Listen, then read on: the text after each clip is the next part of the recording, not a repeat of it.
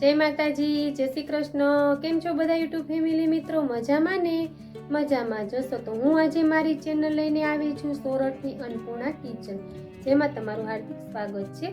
તો આજે હું તમને એવી રેસીપી બતાવવાની છું, આપણે બાજરાના રોટલા, એટલે કે કઈ રીતે આપણે બાજરાના રોટલા બનાવવા, કઈ રીતે એને ટીપવો અને કઈ રીતે આપણે એને ફૂલીને દડા જેવા કઈ રીતે થાય ને તે ખાસ તમે જોજો।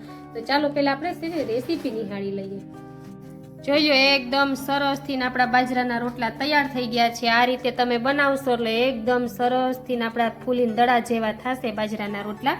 જોયો અમારે બાઈએ બનાવવાની એ રીતે તમે બનાવજો, એકદમ મસળીને કહણીને રોટલાને। હાલો આપણે આજે એકદમ સરસ થી બાજરાના રોટલા કઈ રીતે બનાવવાને તે રેસીપી બનાવવાની છે। તો જોયો સૌપ્રથમ તેમાં આપણે નિમક એડ કર્યું છે, ત્યાર પછી આપણે પાણી એડ કર્યું છે તેમાં। જોજો આ રીતે।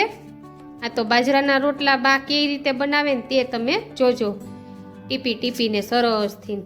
ત્યાર પછી આપણે જો એમાં બાજરાનો લોટ આ રીતે આપણે હવાલો હોય ને તેનાથી ચાળી લેવાનો છે, કેમ કે બાજરાનો લોટ તો બધાના ઘરમાં હોય જ છે। જોજો આ રીતે આપણે ચાળી લેવાનો છે। અને ત્યાર પછી આપણે જો અહીંયા ગેસ ચાલુ કરી દીધો છે અને તેના પર આપણે તાવડી એડ કરી દીધી છે। આ રીતે જો કોઈ તાવડી લોઢીમાં પણ બનાવતું હોય તો બનાવી શકે છે, પણ અમારી ઘરે તો તાવડીમાં જ રોટલા બનાવીએ છીએ, એટલે આપણે ગેસ ચાલુ કરીને ચલો કરી નાખ્યું છે। અને ત્યાર પછી જો અહીંયા હવે લોટ બાંધવાની પ્રોસેસ ચાલુ થઈ ગઈ છે, અને કઈ રીતે રોટલો બનાવો તે ખાસ જોજો તમે। જો આ રીતે જો એનો લોટ કઈ રીતે આપણે બાંધવો, કઈ રીતે આપણે એને કહણવો એ ખાસ જોજો, કેમ કે અત્યારની જનરેશનને રોટલા ઓછા આવડે છે, એટલે બાઈ આજે રોટલા બનાવવાની રેસીપી કે આપણે મૂકીએ, બધા જોવે આપણી રેસીપી કઈ રીતે રોટલા બનાવવાની તે ખાસ। તો આ રીતે એકદમ કે આપણે એકદમ કુહાણીએ ને એટલે રોટલો તિરાડ વાળો નથી થતો ને સરસથી ફૂલીને દડા જેવો થાય છે। જેમ તમે કહણો એમ રોટલો મીઠો થાય છે, એટલે આ રીતે આપણે એને હથેળીથી આ રીતે કહણવાનો છે, એકદમ કુહણવાનો છે લોટને।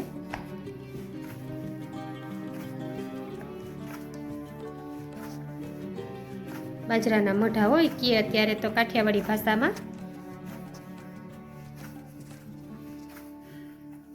જો એકદમ સરસથી કૂહણે છે ને થોડી વાર વધારે કૂહણવાનો છે, એટલે શું કે રોટલો એકદમ સરસથી બને અને મીઠો પણ થાય છે। અને અમે જ્યારે બાજરો આપણે દળાવીએ ને ત્યારે એમાં જુવાર એડ કરીએ છીએ, મકાઈ એડ કરીએ છીએ, થોડા ઘઉં એડ કરીએ છીએ અને બાજરો એડ કરીએ છીએ। અમે એટલી વસ્તુ એડ કરીને દળાવીએ છીએ અને સરસથી રોટલો બને આપણો, એટલે એટલી વસ્તુ એડ કરીને આપણે લોટ દળાવાય છે।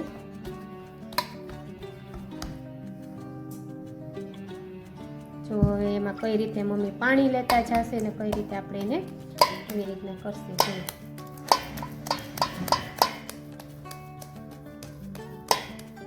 જો કઈ રીતે રોટલો બનાવે ને તે સમજો, એની પ્રોસેસ કેવી હોય છે તે જો આ રીતે હથેળીથી કરવાનું હોય ને મમ્મી? હા, હથેળીથી। જો આ કોર ક્યાંય તમને જાડી ન લાગે। હા, પછી આવી રીતે આમ કરવાનું, જો પછી આવી રીતે કરીને પછી સહેજ પાછો ભીનો હાથ કરી લેવાનો। મમ્મી સેજામાં પાણી સાઈડમાં જ રાખ્યું છે, પાણી વાળો હાથ કરતા જાય છે। પછી આવી રીતે જો આવી રીતે હથેળીથી જ ભેળવાનું, એટલે આ કોર છે ને જરાય પણ જાડી ન રહે। જો એક જ હરખી કોર આવેલી આવે અને સોય ફરતો વૈસેથી કોરેથી માંડીને વૈસે લગન રોટલો એક જ હરખો થાય। આ રીતે મમ્મી કે જો હથેળીથી એને ટીપવાનો છે આપણે, નકર ફરતી કોર જાડી રહે ને વચ્ચે આછો થઈ જાય તોય તમારો રોટલો હાથમાંથી પડી જાય, પણ આવી રીતે કરો એટલે બધી બાજુથી સરખો રહે છે। આપણે ગેસ પહેલા ચાલુ કરી દેવાનો છે, તાવડી તપવા દેવાની છે। જો તાવડી ન તપી હોય તો પણ તમારો રોટલો સારો નથી બનતો। જ્યારે તમે ચાલુ કરો ને પ્રોસેસ ત્યારે તાવડી પહેલા મૂકી દેવાની છે। અને જો એની તાવડીમાં કઈ રીતે નાખવાની ખાસ જોજો, આ રીતે હવે જોજો તમે આ રોટલો કઈ રીતે બને ને સરસથી, કેમ કે તાવડી આપણે પહેલા તપવા મૂકી દેવાની છે. સરસથી તાવડી તપે ને તો જ આપણો રોટલો સરસથી બને છે, તે માટે જો આ રીતે પછી આપણે એને ઉઠલાવવાનો છે. આ રીતે જો એક પડ આપણું આવી રીતના શેકાઈ ગયું છે, જો કેમ કે તાવડી આપણી તપી ગઈ હોય એટલે. જોઈ લો હવે આપણે પાછી બીજા રોટલાની પ્રોસેસ ચાલુ કરી છે. આ રીતે અમે ને મોહનદો ને એટલો રોટલો સરસ થાય. જેટલો કુણપ આવે એટલો કહાણી એટલો થાય ને સરસ. હા, જેટલો આમાં. અને આ રોટલો આપણો ચડે છે, પેલો રોટલો, અને બીજો રોટલો આપણો મમ્મી બનાવે છે, પણ આવી રીતના જો રોટલા છે ને સરસ થાય. એમાં એવી રીતે તમે લોટ મહરતા જાવ ને જરા નાખતા જઈએ એટલે લોટ સરસ જ થાય.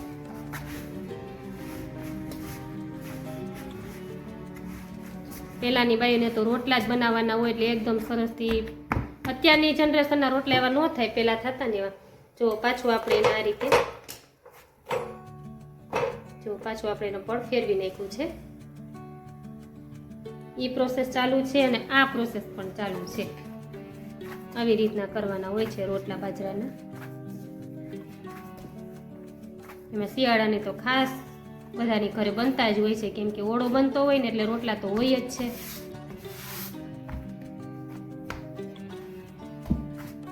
કેવડા બનાવવા એ તમારી ઉપર આધાર છે. અત્યારે તો કોઈ મોટો નથી બનાવતું, નાના જ બનાવે. અમે આવડા બનાવીએ છીએ જો આ રીતે. પછી આવી રીતના એને આવી રીતના દબાવતા જઈને એટલે એકદમ સરસથી રોટલો આપણો ફૂલીને દડા જેવો થાય છે. જો મમ્મીના તો બધાય રોટલા ફૂલે જ છે. જોઈ લે ફૂલો એકદમ સરસથી રોટલો ફૂલીને દડા જેવો આપણો થઈ ગયો. આપણે એક થાળી લઈ લીધી છે, એની ઉપર આપણે કોટનનું વ્હાઈટ કપડું લઈ લીધું છે ને એમાં સરસથી આપણે રોટલા એડ કરી દીધો છે બાજરાનો. જોઈ લો પાછો મમ્મીએ બીજો શરૂ કરી દીધો છે. આ રીતે જોઈએ આવી રીતના આપણે ફરતી કોરે આવી રીતના જો આ ખાસ કરવાનું કા મમ્મી? હા, એ તમારો રોટલો ફૂલે. આમ કરો તો ફૂલે ને. અને કહણો ને જેટલો કહણો ને એટલો રોટલો તમારો ફૂલે અને એકદમ વ્હાઈટ જેવો થાય. બસ જો આવી રીતે. અને મીઠો પણ થાય, જેમ કુહાણી એમ રોટલો આપણો મીઠો થાય છે. હા,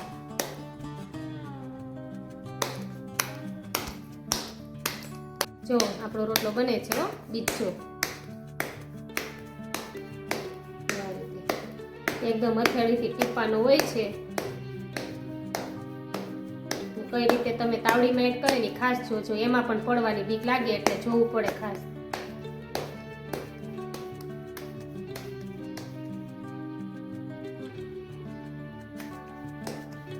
જો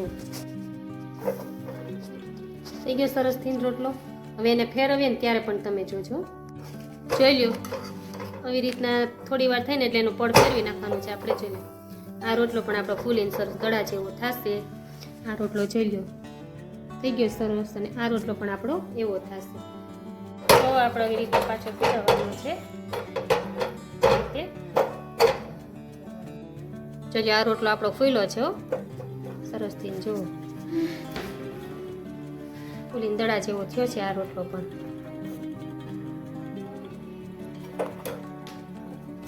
જો થઈ ગયો ને રોટલો આપણો બીજો પણ તૈયાર થઈ ગયો છે અને આપણે એડ કરી દીધો છે. જો સરસથી એકદમ સરસથી આપણો રોટલો બાજરાનો આ પણ બની ગયો છે.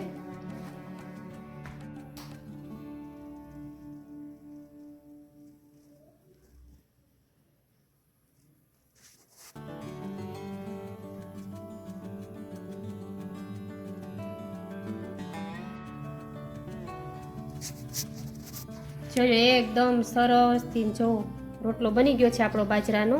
આ રીતે બનાવ્યા છે જો આપણે બાએ રોટલા.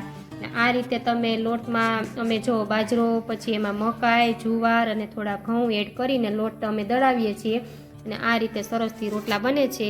તો તમે અમે કઈ રીતે મસળીને કઈ રીતે અમે ટીપીને બનાવ્યા ને એ રીતે જરૂરથી તમે રોટલા બનાવજો. હાલો તો આપણે જોઈ લીધા ને આપણે બાજરાના રોટલા કઈ રીતે બનાવ્યા છે.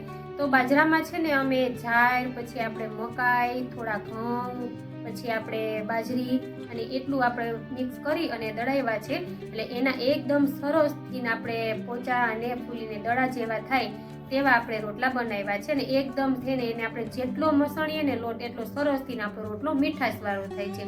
તેથી તમે આ રીતે બનાવજો, જેવા આપણા મમ્મીએ બનાવ્યા છે એવા સરસથી રોટલા તમે બનાવજો મારી રેસીપી જોઈને. કેમ કે અત્યારની જનરેશનને બાજરાના રોટલા ઓછા આવડે છે અને હું તમને રોજે રોજ મારી કાઠિયાવાડી, મારી વિલેજ, મારી રોજે રોજની રૂટીન રેસીપી બતાવીએ છીએ. તો હા, હજુ સુધી જો તમે મારી ચેનલને સબસ્ક્રાઇબ ના કરી હોય ને મિત્રો તો જરૂરથી કરી દેજો. એટલે રોજે રોજ, અને હા, બેલ આઇકન દબાવવાનું ભૂલતા નહીં, એટલે રોજે રોજ મારી રેસીપી તમને સૌથી પહેલા જોવા મળે. અને મારી ચેનલને તમે લાઈક કરજો, શેર કરજો અને સબસ્ક્રાઇબ કરવાનું તો જરાય ભૂલતા નહીં.